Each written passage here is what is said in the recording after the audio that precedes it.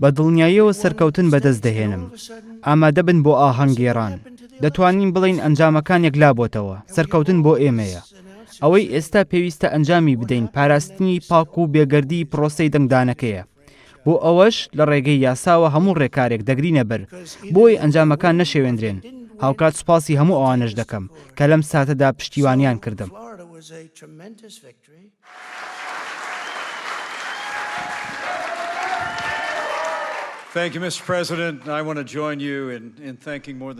سوپاس بۆ سەرۆک ترەمپ و هەروەها سوپاس بۆ زیاتر لە 60 ملیۆن ئەمریکی کە پشتیوانیان کردین. من لە هەموو ناخی دڵمەوە بڕوام بەوە هەیە کە ئەم گەلەی ئێمە لەسەر بنەمای دیموکراسی بنیادنراوە. لە ماوەی داهاتووشدا هەموو توانای خۆمان دەخەینە کار بۆ بەهێزترکردنی پێگەی ئەمریکا.